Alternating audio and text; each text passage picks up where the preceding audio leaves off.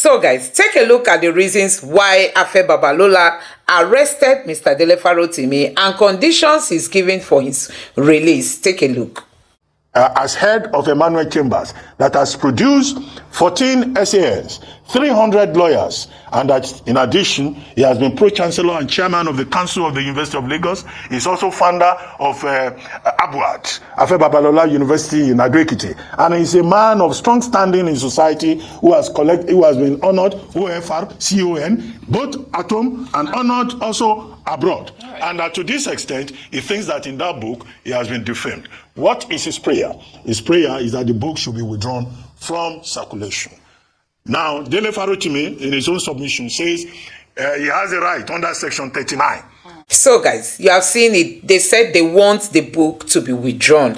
Now that this book has gone viral and many people have bought it, even those who didn't intend to read Mr. Dele Farotimi's book have ordered and even ordered the ones they are going to give out to people. How are we going to do this? So guys, I'm going to let you take a look at the reactions of Rufai and his fellow presenters. Just take your time and watch this video and see how Arise Television crew analyzed it. Take a look. More reactions have trailed the arrest of human rights advocate Dele Farotimi. On Wednesday, the Ekiti State Magistrate Court in Ado-Ekiti remanded the activist over alleged defamation. He was arraigned on a 16-count charge by the police. The police accused the activist of criminally defaming Afe Babalola, a senior advocate of Nigeria, in a book titled Nigeria and its Criminal Justice System. The activist pled not guilty to all the charges, but was remanded in prison custody till December 10th. Well, prior to his arrest, Dele Farotimi spoke to journalists on December 2nd. Well, let's take a quick listen to what he said before we take some reactions. It came to my knowledge that there is a charge that had been fraudulently preferred against me before a court in Ekiti State. At the instance of Chief Afe Babalola, this charge had been fraudulently preferred, hidden from view, and the court had purportedly demanded my presence multiple times, and I had failed to appear before this court. And this court had then proceeded to issue a bench warrant for my arrest. And the calculations were that I would have been picked up, taken before this judge who must have either been compromised or misled in Ekiti. And I would have been remanded in prison custody for being somebody who was meant to face trial and who had refused to bring himself to court. If I have committed any wrong for which the state requires my attendance in a court or at a police station, they know exactly where I live. I will live only once, so I will not live cowering to any man. Let us be clear. If and when I have a charge to answer before a court, you all know where I live. I'm not hiding, and I'm not running away from anybody. Let us be very clear about that. All right, Rufai, he clearly had information right before he was picked up, and everything he said followed exactly how it happened. I mean, this country. But let me take some reactions that have also trailed his imprisonment at this moment, because you know that he's been denied bail. Let's take this one from former Vice President Atiku Abubakar, who has called for the release of Dele Farotimi. While reacting in a post on X, Atiku said Farotimi's arrest serves as a grim reminder of the dark days of military dictatorship, when the iron fist of tyranny sought to crush all dissent. Well, he went further to state, I am made aware that Dele is being accused of defamation, an offense that under normal circumstances should not warrant the involvement of law enforcement. The police's intervention in such matters is nothing less than the use of a sledgehammer to swat a fly, an overreach of unimaginable proportions. But we know also that, Omoyele Sowore has been on this case. Yeah. Yesterday, he put out a tweet about a nationwide global protest against the Nigerian judiciary using the hashtags Free Dele Farotimi, hashtag Press Freedom, hashtag Replace Cybercrime Act. Nigerians refuse to be silenced. And he's calling Nigerians to come out December 10th, I believe. Also, the locations are in Lagos and the Afe Babalola Chambers, Abuja Federal Ministry of Justice, Ekiti, Police Headquarters, Ado-Ekiti, London's King's College campus. He's calling for a protest at this point. Dele is not a coward. Dele stands by his convictions. Dele is a man of convictions. And the truth is, he had seen all of this that will happen to him. And as he said it in the press conference, everything is panning out. Yeah. For defamation, he's now being held in custody till the 10th of December. After he was taken away It's not even the police division in Lagos. It's all the way from Ekiti. The police division from Ekiti that came to take him was supposed to be under the zone of that in Lagos. He had gone to write his own statement side of an earlier petition. He didn't inform him. All of a sudden they came and they took him away. They went to his office, slapped his cleaner that worked in the office. There's an interview. And they took this man away. Took him all the way to Ekiti. All for what? Defamation.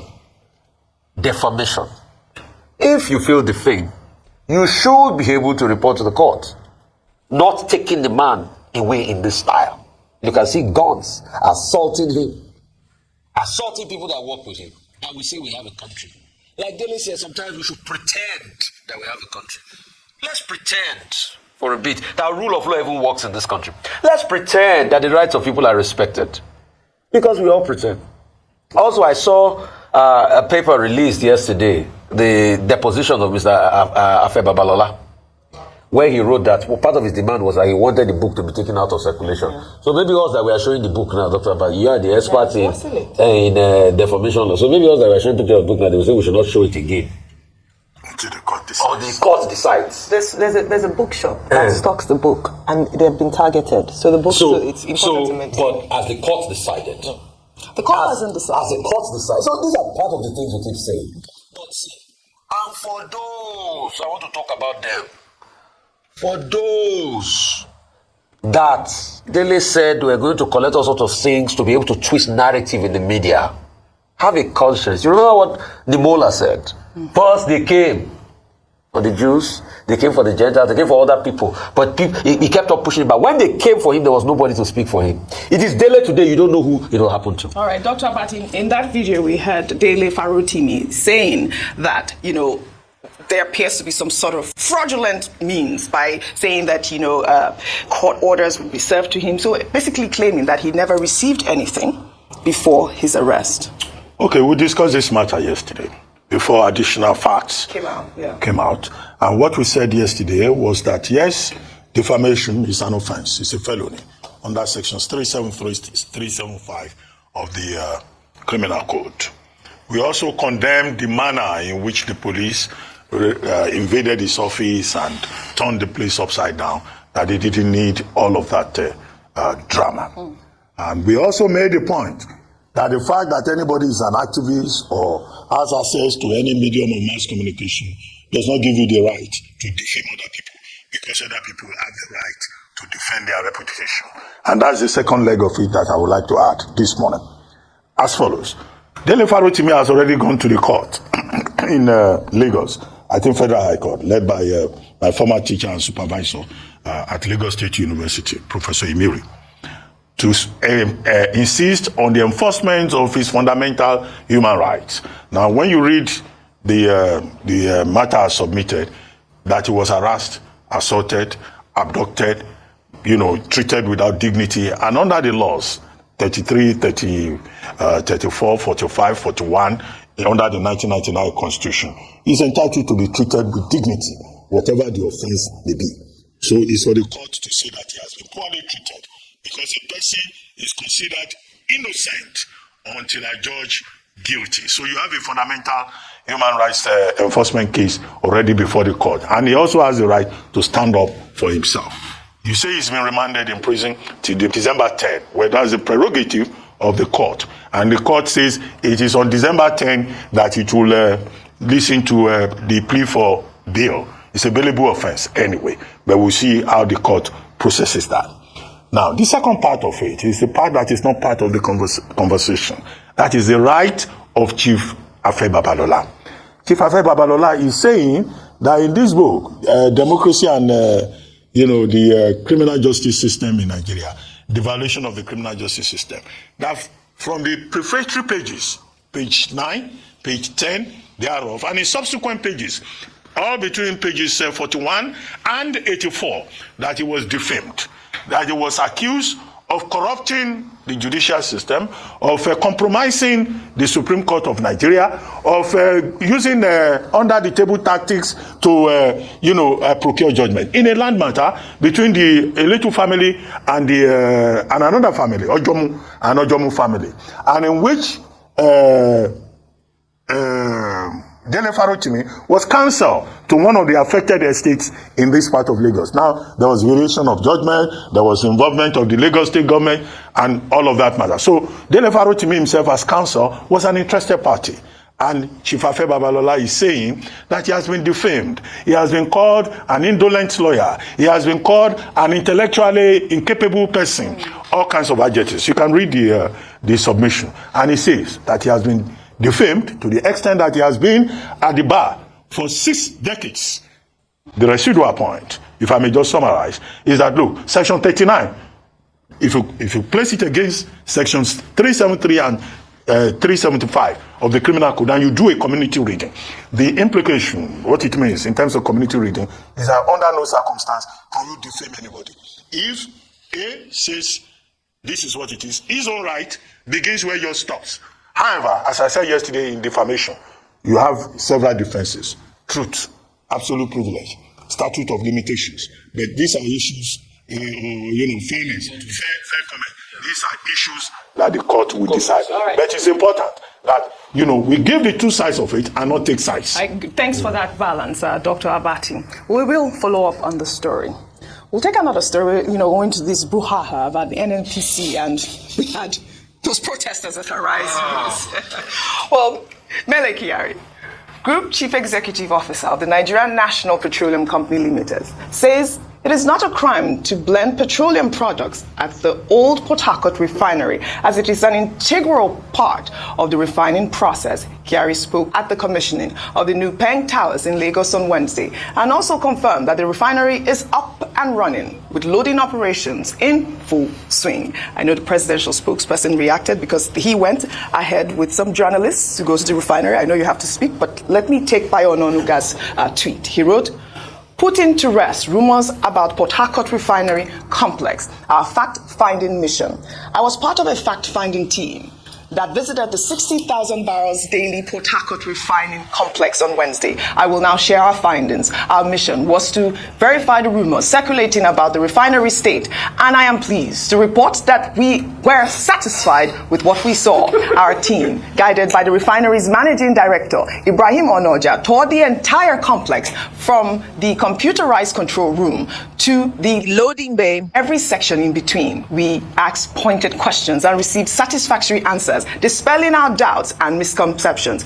Nigerians must ignore naysayers and false information about the refinery's operations. While it is not currently running at 100%, it is functioning at 70% installed capacity, with plans to increase production shortly. Furthermore, the refinery receives regular crude supplies, contrary to claims that it lacks crude to refine. During our visit, we confirmed that the refinery produces petroleum products, including kerosene, low-pour fuel oil, LPG, diesel, and gasoline. The latter is blended with other products to make the petrol we use in our cars. We even tested samples of the products. It's a lengthy tweet. Rufai, I know that you want to speak. I also want to give Ayo the floor, but you go ahead. So just speak quickly, then Ayo speaks. No, go ahead. Go ahead. I know this is your subject. You want, but I need Ayo. These guys should stop lying to us. They lie too much.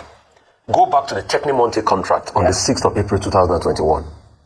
It states, and I quote, Technimonte will restore the refinery to 90% of its nameplate capacity for the two complexes. You see, in all of this, they're not talking about the second complex, the one 30,000 barrels per day. They're not talking, it's only 60,000, the old one. I mean, the 150,000 barrels per day. They say Technimonte, these are the terms of contract, Technimonte release. They will restore the capacity 90% of its nameplates. All right? So for the two complexes in 44 months. As of today, we are close to 43 months. We've only done 70%. In fact, Penga said, I think it was Alex Osifo that came out to say, Festus Osifo, beg your pardon, that came out to say that, see, this thing is not complete yet. Right. The reforming units, when you use the distillation units and you turn on naphtha, it needs to be cracked to heavy it needs to be cracked to high octane hydrocarbons. You need a reformer unit. The reformer unit cost a lot. They've not fixed the reformer unit. All right. So if you don't put the reformer unit there, and you're doing a method of going to blend to bypass the reformer unit, you have not completed the work. That's all we've. That's why they're going to take C5. All right. So you have not completed the work. Complete the work. That's all we're concerned about. But what about what Bayo Ononuga said, that he saw it at the 70% running? He said the same thing they are saying. But Bayo Ononuga has no bona fides. I don't expect him to say anything. But other journalists were there as well. Let us Okay, go. go ahead. We have to go. Because the truth Okay, go ahead. Yes, Go but ahead. Ferguson has complained, and some people who went to leave petrol following the fact that they stopped, they halted, even though they said they were doing some repairs to improve, some improvements to the facility. That's why they had to halt, loading for a few days. But the truth is that at the end of it all is Nigerians just asking for transparency and truth. A lot of money has been spent on this refinery, $1.5 billion, which was gotten from loans from foreign sources. So we have a lot at stake here. It's just the fact that they're not telling Nigerians the truth. And that's what we're saying. Well, we want the refineries to work. We are not enemies of progress. We are not trying to, discredit NNPC. But even Pengerson said that we have a right, they understand why people will be doubtful and mistrust the government, because in the past they've been let down by them. First Joseph said it on Arise TV. So the thing is just the way it's being managed, it's half truths here and there, and just a lack of honesty for Nigerian people, and even expanding the trust deficit that Nigerians have in NPCL. Just let it work. A lot of money has been spent. Let it work. So, guys, now that Baba wants the book to be withdrawn, how are we going to do it when it has landed into the hands of so many people, both Nigerians and those who are not Nigerians? So, guys, most times we are the one that cause problems to ourselves. You can imagine if you have just allowed that book, if you had just ignored Mr. Dele Farotimi, if you had just pretended as if he didn't hear anything, if you had just behaved as if Dele Farotimi didn't say anything, guess what? Many Nigerians wouldn't have even known what is in the book. Because like people always say, if you want to hide anything from Nigerians, put it inside a book, because many people don't read. So if this our Baba had decided to go quiet, to be silent, nobody would have even, known what is in the book. But now, everybody wants to buy that book to read it and know what exactly is paining Baba in that book. Apart from that, you can see even the television stations are now analyzing what was said in the book. So do you think this Baba's strategy actually worked? Did it really work for Baba? Don't you think Baba might be regretting, why did I even go after this guy? Dele Farotimi is a tough man. Pursuing him is like one hitting his leg on stones. See what has happened now. The thing has boomerang. The thing has backfired. So, guys, these are lessons Nigerian politicians, those that think they have money, they should learn from all this. Sometimes there are things people will say in this 21st century, you just ignore as if you didn't see it. Going to prove yourself right might just help you spoil things. And that's exactly what has happened in this Dele Farotimi zone. So, guys, you have seen it for yourself that Mr. Dele Farotimi said something and people didn't even know something was said until they now start forcing people to know. And now people are getting to know, they now want the book to be withdrawn. So, guys, you can imagine what a loose strategy, a very failed strategy.